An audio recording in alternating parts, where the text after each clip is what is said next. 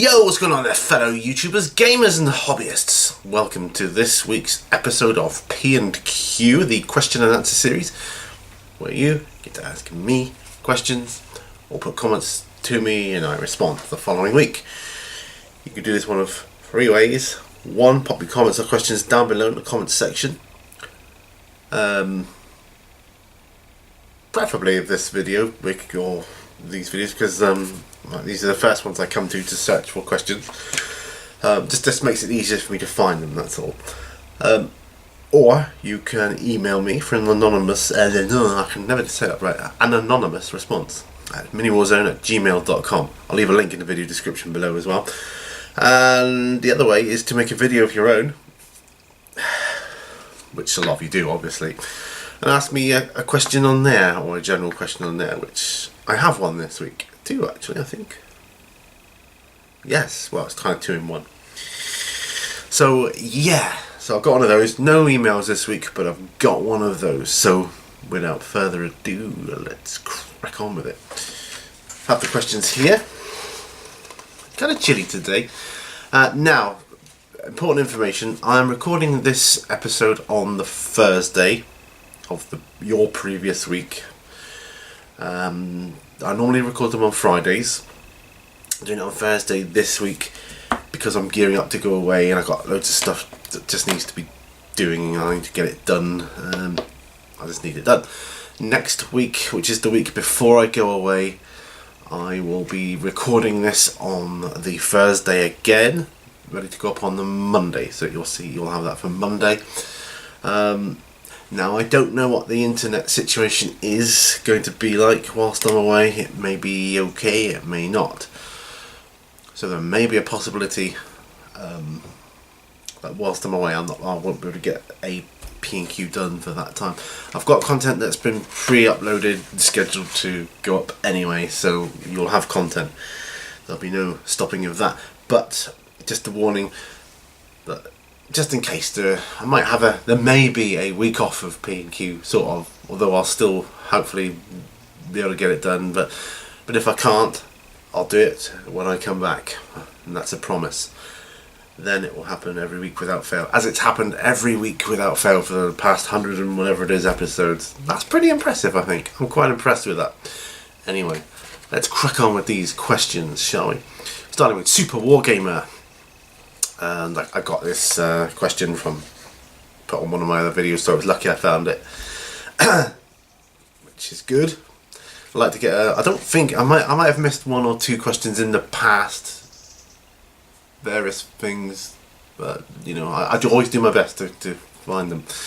Anyway, this one says the traction arrow destroyed everything inside the force field. Lol. It can destroy mountains. It should be D. All that is left is a deep crater, but the alien being caught your soul in a soul stone. And for a joke, he puts your soul and consciousness inside a Tyranid unit, but lets you pick. What unit would you pick and why? As when you die, you will respawn in the same unit until the hive mind is destroyed. Pick carefully. No HQ or heavy support allowed. That's easy. I choose to be a spore mine. Mindless. I won't know what's going on. I'll just be like bloop, bloop, bloop, respawn. Bloop, bloop, bloop. As soon as anyone gets near. Yeah. That's me. That's my life. Over and over and over. Destined to be a spore mine. Good question, thank you. Yeah, I'll be a spore mine. He's got another question, or comment. It says, LMAO, so damn funny I could not stop laughing. Thanks for the video. Tried to feed them and shoot all 3. Classic. Yeah, that was the scenario you proposed to me last week. Or the last episode, yeah. So, yeah, very funny. It was good. It's good to kind of think about these scenarios, and I very much enjoyed putting that together in my mind. But I'm going to be a spore mine. Atomic Dog Scaremoller Freak says, Pete, you are chosen to go on a mission, a secret mission to eliminate 3 platoons of orc boys, 10 mega knobs, and a war boss. You are allowed to have one partner to go along. The Predator, Robocop, or the Terminator. Huh? What would you do? Well, let's think about this carefully, shall we? 3 platoons of orc boys, 10 mega knobs, and a war boss. Well, I think Robocop is out. He's too clunky. So it's down to the Terminator or Predator. Presuming, of course, Terminator is programmed to follow my orders and so on. Ooh, that's a tough one.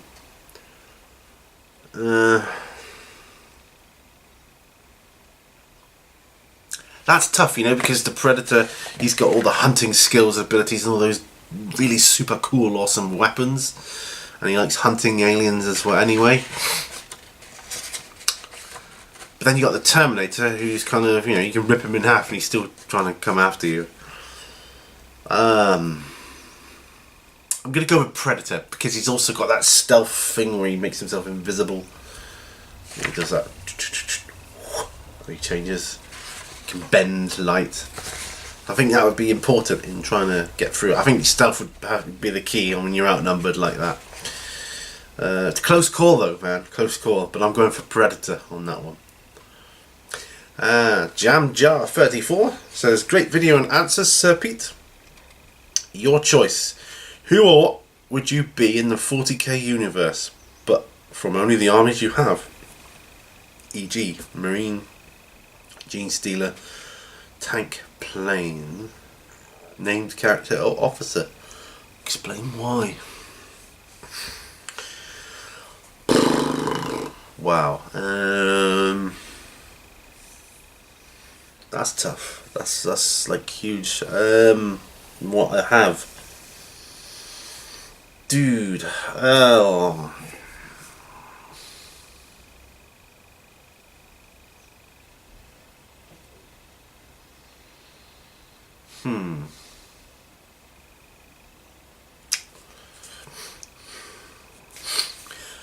I think I'd be just a normal commissar from, you know, Astra Militarum, which I got one of those, just because they don't take no crap. They take no shit from anyone. You know, do as I say or die. You know, they got that kind of mentality.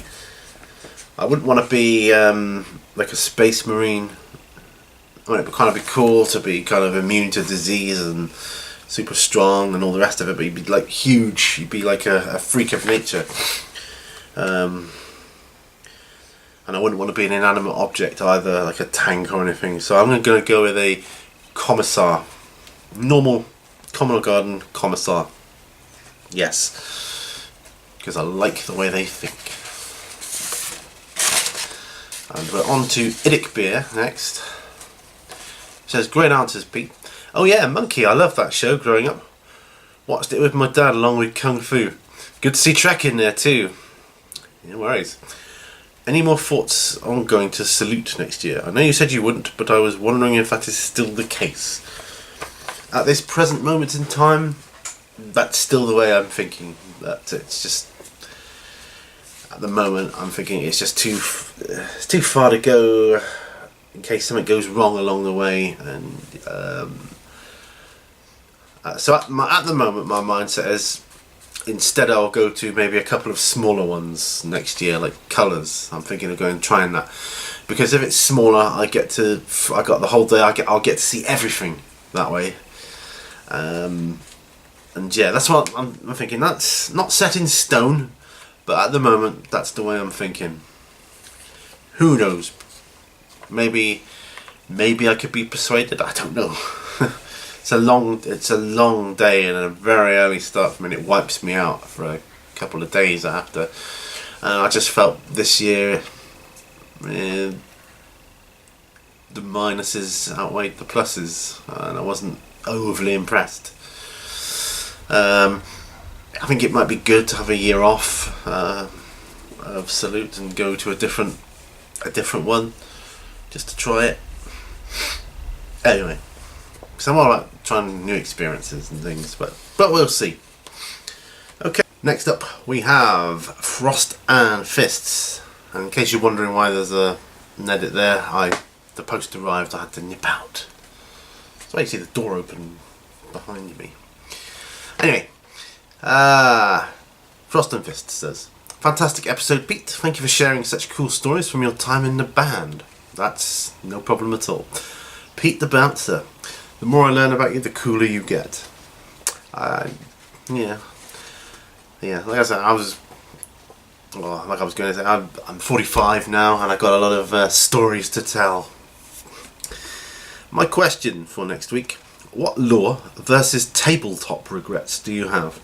For example, the Space Wolves leave Fenrisian mortals in the Stone Age because the skills and hardiness ingrained in them as Vikings makes for great warriors when they become Space Marines.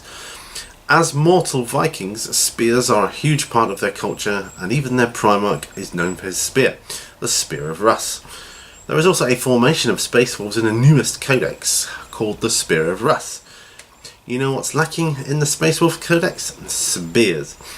Grey Knights have their halberds, IG Imperial Guard Rough Riders have ballistic for lances, and I feel that the story calls for my wolves to have some kind of spear option. What are your thoughts on lore versus tabletop regret?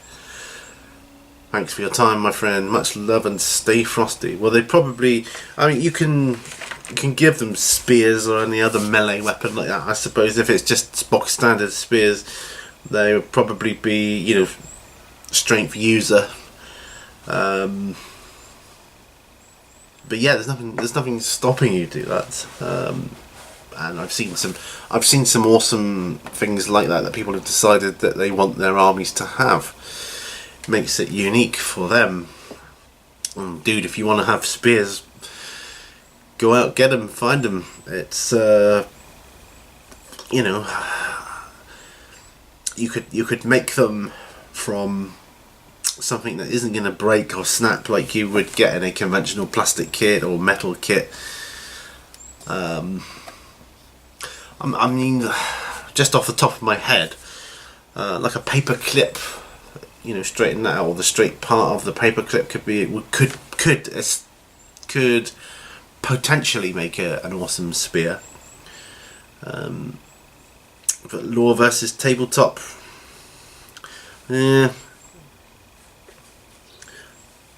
don't know that I've really delved into it too much to think about it, really. I kind of kept busy with the stuff that is presented to me. Like at the moment I'm doing these grots and that, and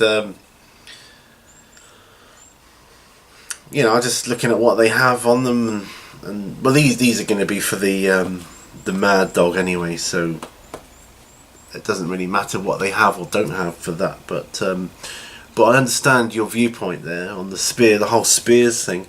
Grey Knights I don't know anything about because I just don't know anything about them. I don't have a single Grey Knight model or the codex or know anything about their lore. One day I hope to change that. One day I hope to know a little bit about all the armies. It's an ongoing process, isn't it? I think, and we all do that. Sorry, I'm kind of beating around the bush and I'm not really giving you a very good answer here, but yeah, that would be my advice. Yeah, if you want spears, go for it, do it. I mean, like I said, I wouldn't use plastic personally for that. I would give them a paperclip type option. Maybe sculpt a cool end. Design your spear first. Design it. It could be totally yours then, can't it? I mean, a lot of Necrons have spear type weapons, but they do other stuff. So it's up to you whether you just want it to be a bog standard spear or you want it to be some sort of super cool Space Marine spear, which maybe fires. I don't know. It's entirely your choice, dude. You can do what you want. And that's the beauty of this hobby. This is Millie. This is This is the one who was barking. He barks a lot, don't you? Say hi to the viewers. Not talking now, eh? Yeah. Sorry about that, guys. I had to stop her barking. Last question, anyway. Tattoo for you. Hi, Richard. Says, lol, love it. Ha ha ha. Love seeing your smiling face, huh? That's good.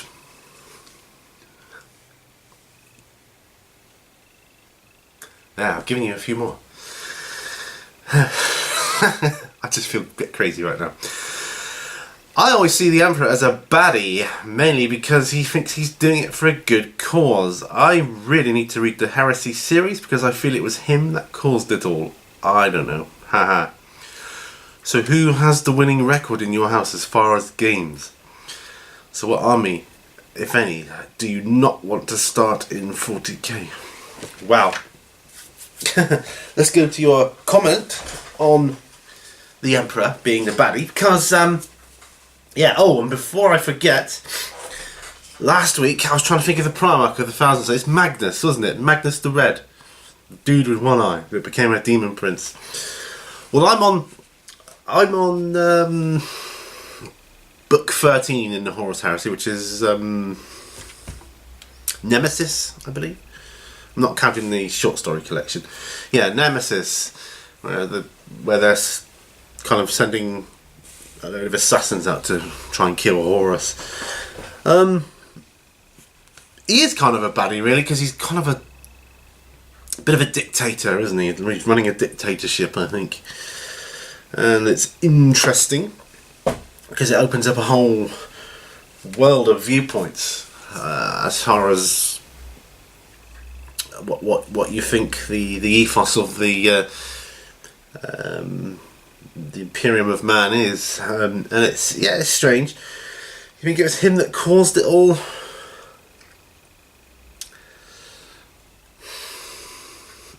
Well,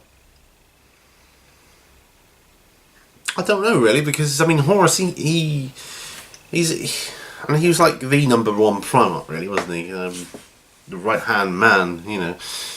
But I mean, he had it all. He was leading the armies. I don't know. He just kind of became corrupt. I still say it was Horus more than the Emperor. The Emperor was trying to do good things. Maybe the Emperor just lost his way. His vision was kind of too narrowed. We could go into this for hours. Possibly he caused it. You could say that he did.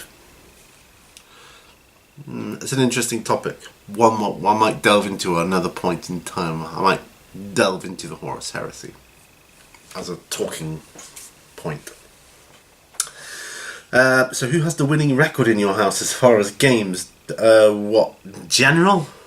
In general, that'd be Mrs. Mini Warzone. She tends to win more than anyone else. Specific games, I couldn't tell you.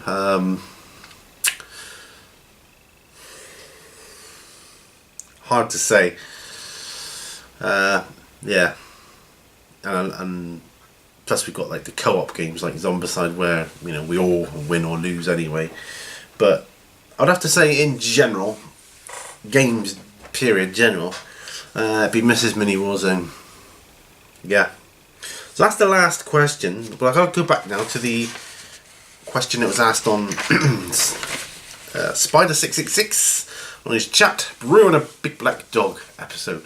Question of the week, this is, you see. So the first part was, how do you celebrate Halloween? What do you do, etc.? Well, that's very easy. We don't celebrate Halloween here. Not at all. It's just a normal day for us, or a normal night evening. Don't celebrate it in any way, shape or form. So sorry, that's a pretty boring answer for you. But your second question is more interesting for an answer perspective. Because you say, November the 5th is Guy Fawkes Night. Which indeed it is. How do you celebrate it? And how do your babies, as in pets, cope with the fireworks going off? November the 5th is Guy Fawkes Night. Yes, it is. It is also Mrs. Mini Warzone's birthday. Celebration there. It is also our wedding anniversary. Same day. Pretty awesome. And we didn't do that so that I wouldn't forget it ever. That's just what she wanted. We got married on her birthday in a town called Honiton, and it was a wonderful day. So whilst we're away, we will be celebrating our anniversary and her birthday. Double celebration. Awesome. Usually we go out for a meal. It's kind of a double celebration meal then. We don't eat for 2 celebrations, but you know, we'll chink the odd glass of this or that. Yeah. How do your babies, as in pets, cope with the fireworks going off? Well, as you heard previously, my dog likes to bark. She finds it annoying more than anything. I think both my dogs are more annoyed of the fireworks as opposed to, they're not scared of them. But there's like, ah, you know, they'll bark, like always telling them off. And we're like, yeah, dude, nothing we can do about it. But they do like to tell them off. But yeah, of course this year they will be in proper boarding kennels where they'll be looked after and cared for, and they will have 24-hour veterinary care too.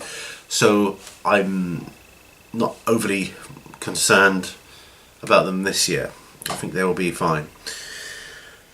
And that is it. God, this was a very choppy stop and start video.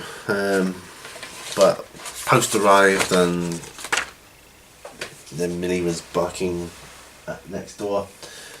You can see her in the background there. Look. Ooh, other way. See her bum there. Hey Millie! Millie! There she is, look.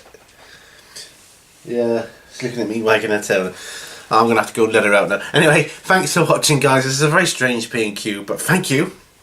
So next week I'll be recording on the Thursday again. And then when I come back, we'll be back to normal, recording on the Fridays. So thanks for watching. So stay cool, stay slinky. Remember, all brushes lead to war. And I'll see you guys on the next video. Much love, guys.